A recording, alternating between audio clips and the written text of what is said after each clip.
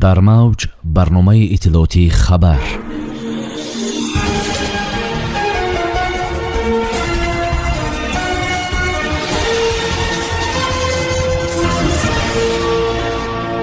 پیشوای ملت محترم امام علی رحمان با مقصد اشتراک در روز دانش و درس صلح به ناحیه دنغره ولایت ختلون تشریف آوردند.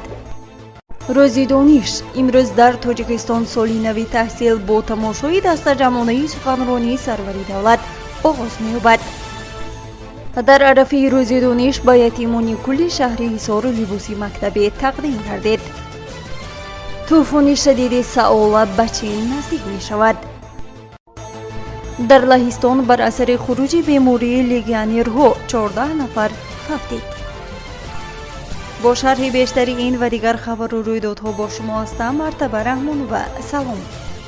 یکم سپتامبر اساسگذاری صلح و وحدت ملی پیشوای ملت پرزیدنت جمهوری تاجیکستان محترم امام علی رحمان با مقصد اشتراک در روز دانش و درس صلح افتتاح انشاء تعیینات گوناگون استحصالی و خدمت رسانی و ملاقات با فعالان و ساکنان به ناحیه دنغره ولایت ختلون تشریف آوردند. در فرودگاه موقتی ناحیه مهمانی اعلیقدر پرزیدنت مملکت محترم امام علی رحمان را رئیس ولایت ختلون دولت علی سعید، رئیس ناحیه دنغره اسلام الدین رحمان، فعالان و اهل فرهنگ و جوانان با صمیمیت بی‌اندازه و روحیه بالیده استقبال نمودند.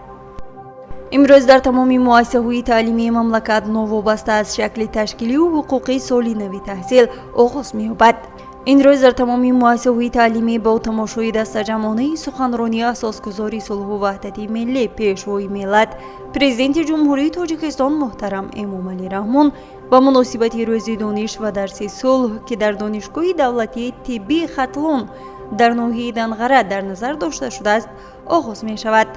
با اطلاع وزارت معارف و علم جمهوری تاجیکستان در عین زمان تعداد مؤسسه‌های تحصیلاتی عمومی در جمهوری 3967 عدد را تشکیل می‌دهد.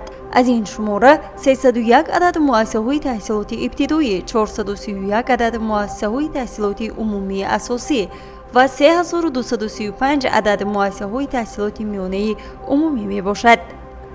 تعداد مؤسسه‌های تیپی نو 159 عدد بوده، از جمله 76 گیمنازیا و 83 لیسه ثبت شده است. یادآور می‌شویم که سنه 1 سپتامبر در همه دولت‌های اعضای اتحاد دولت‌های مستقل روز دانش محسوب می‌یابد. در عرفه روز دانش از جانب مقامات اجرایی و حکومت دولتی شهر حصار به 45 نفر یتیم کل که با امر تقدیر از پدر و مادر محروم شدند لباس‌های مکتبی تقدیم شدند. اقدام مذکور در پرتو سیاست یتیم پرورانه حکومت جمهوری تاجیکستان و هدایت‌های پرزیدنت جمهوری تاجیکستان محترم امام علی رحمان عملی گردید.